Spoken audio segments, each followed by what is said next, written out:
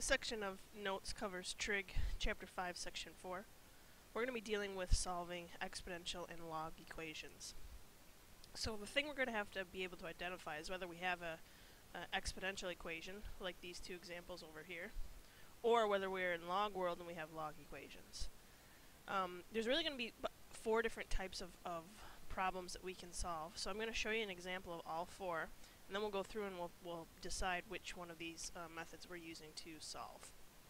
So let's first talk in exponent world. There's 2 ways we can solve these problems. We can choose to make the bases be the same, or we can, and if we can't do that, like for this second example here, then what we do is we will apply logs to both sides. So let's take a look at those first. Looking at this problem here, that 4 raised to the x plus 2 is equal to 64. I know that 4 and 64 can both be written as base 4. 4 is already done. I know 64 is 4 to the third. So this would give me 4x plus 2 equals 4x to the third. Because the bases are the same, now I can set the exponents equal to each other. So x plus 2 would equal 3, and I would find that x would be equal to 1. Plug that back in and check it. When I put a 1 in for this x, is 4 raised to the 1 plus 2, or 4 to the third power, 64? Yes. Now when I can't set the bases equal to each other, this is a base 2, this is a base 7, there's no way that I can set the bases equal to each other, then what I do to solve this is I apply logs to both sides. So log of 2 raised to the x equals log of 7. The reason that I'm doing this is so that now I can take this exponent and write it as a coefficient. And we learned that in the last section. So this would become x times the log of 2 equals the log of 7. And now, because it's x times the log of 2, to get rid of the log of 2, we would divide by the log of 2. We would find doing this that x would be equal to 2.807. Now I rounded that answer. But what this is really showing us is that 2 raised to the 2.807 is approximately 7. So that's how you would go back and check this answer to make sure that it works. So you either make the bases the same, or you can't make the bases the same, so you apply logs to both sides. In log world, you're going to see 2 different types of equations: a log equal to a log, or a log equal to a number. When a log, in this case log base 5, is equal to another log base 5, what will happen is the log base 5s will go away, and you'll be left with, just in this problem, 2x equals 36. We divide by 36 and get 18. So you notice when I plug an 18 back in here, 2 times 18 is 36. Log base 5 of 36 equals log base 5 of 36. So it checks out.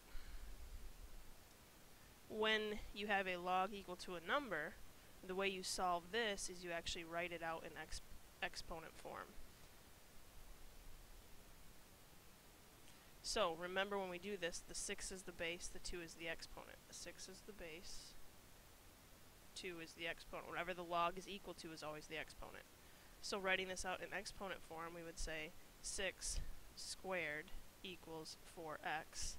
So 36 equals 4x. We would divide by 4 to find that x is 9. So let's think about this. If I plug a 9 into here, really what I get when I check it is the log base 6 of 4 times 9 equals 2. Log base 6 of 36 equals 2. Well, is 6 squared 36? Yes, so it checks out. So you're going to have to be able to identify the 4 different types of problems that you're going to see, whether it's an exponent world or log world, and then you'll pick one of these 4 ways to solve your problem. So let's do that now. So looking at this, to solve this one, what we want to do here is recognize that 9 and 1 over 27 can both be written as bases of 3. So we'll start with the easy side. I know that 9 squared is, or excuse me, 3 squared is 9. So this side would be 3 squared raised to the x plus 2. Over here, I know that 27 is 3 cubed. But I don't want 27, I want 1 over 27. So I'm going to have to take 3 and raise it to the negative 3 to get 1 over 27. So this side of my problem would be equal to 3 raised to the negative third. Now as I look at the left-hand side of the problem here, I'm going from a power to a power, so the rules for exponents here is that we multiply these together. So we would do 2 times x plus 2, and then over here the exponent is negative 3. So since now they both have bases of 3, we could set the exponents equal to each other. So 2x plus 4 equals negative 3. Get rid of the 4 and divide by 2. So when I do this, I'm getting x to be equal to negative 7/2. I can check that by going back up here in my calculator, typing in 9 raised to the negative 7/2 plus 2. And when I put in negative 7/2 in here, I'm going to get the fraction 1 over 27. Looking at this example, if I'm going to solve this one's a little bit different because my exponent here has a base of e. So that's really what I want to get by itself first. This e raised to the 2x plus 1, I need to isolate that first. So that's what I'm going to do. I'm going to isolate my base, which basically means I have to move over anything that is with it. So move over the 5 by subtracting. You would get 110. Move over the 2 now by dividing, and I get e to the 2x plus 1 equals 55. Now that I've gotten the base by itself, I can apply logs to both sides because I'm not going to be able to make a base of e and a base of 55 the same. Now here, before we apply logs, you have to recognize that because you have an e here, you have to apply the natural log.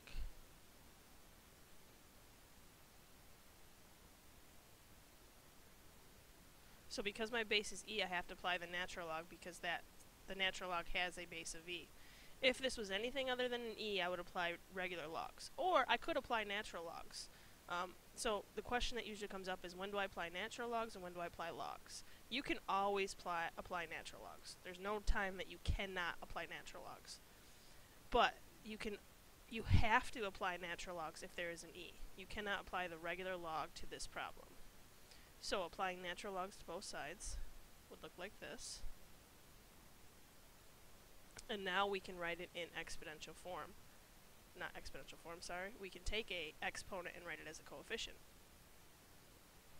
So this would become 2x plus 1 times the natural log of e equals the natural log of 55. And then I want to think about this problem for a minute. Take out your calculator and type in into the calculator the natural log of e. What does that equal? Well, you should find when you type it in the calculator that it equals 1. So really what's going to happen in this problem is that because this is 1 right here, I don't really need that anymore. So now my problem is just 2x plus 1 equals the natural log of 55.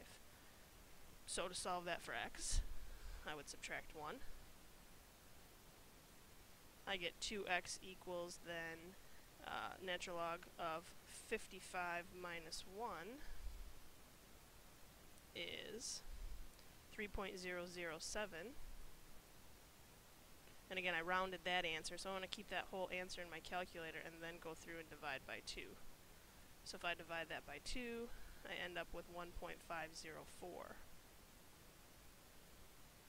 as my answer to this problem. Take a second to plug this back into your calculator and check it. You'd have to type in 5 plus 2e raised to, and then again make sure that all of this gets put in parentheses. 2 times 1.504 plus 1, you're going to get pretty close to 115. Not exactly, but pretty close, because this is a rounded number. Okay, so our next example, we're dealing with exponent world here. Our base is e. There's the exponent we're trying to solve for, so we need to isolate that. First thing we have to do is get rid of the 50. So minus e raised to the 2x equals 2.5. And again, we're trying to isolate this e here, so I've got to get rid of the 3 by subtracting. So I will end up with negative e to the 2x equals negative 0.5. Got Got to get rid of this negative here by dividing by negative 1. So e to the 2x is equal to 0.5. Now that I've gotten my base by itself, I can go through now and actually start to work at solving this. So the base is e, the base is 0.5. Can't make them be the same, but what I can do is apply natural logs to both sides. So I have to do natural logs because I have a base of e.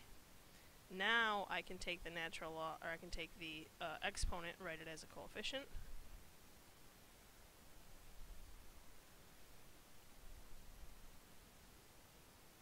And remember that the natural log of e is the same as 1, so I don't really need that. So now my problem is 2x equals the natural log of 0.5. We divide by 2.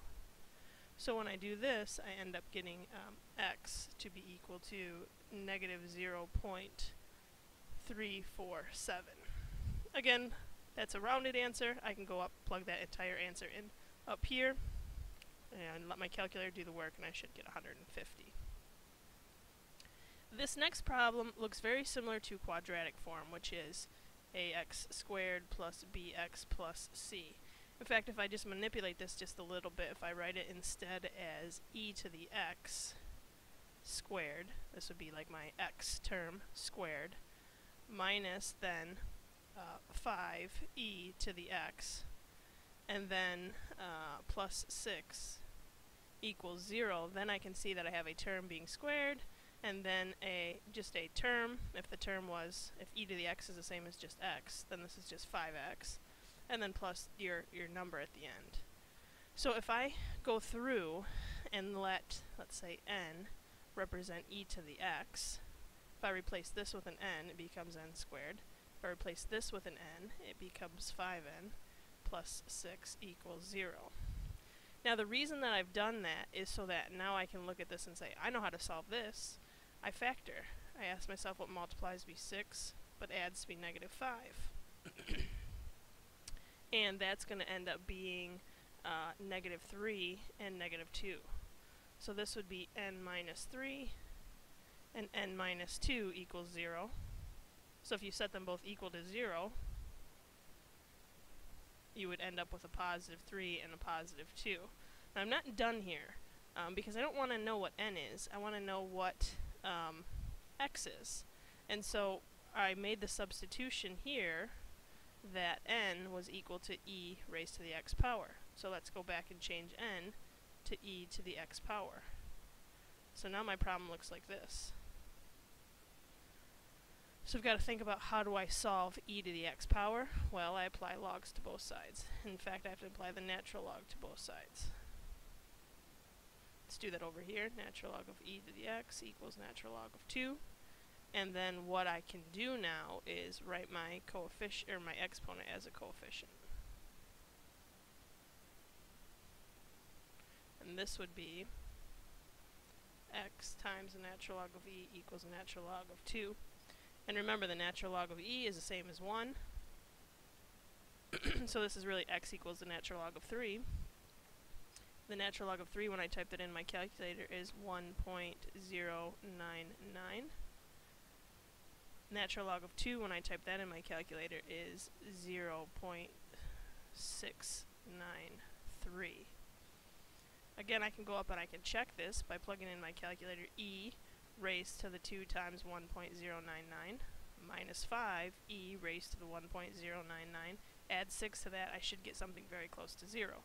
Again, I won't get exactly that because I've rounded here. And then go back through and check with 0.693, again replacing both x's as 0.693, you would find that it would work out.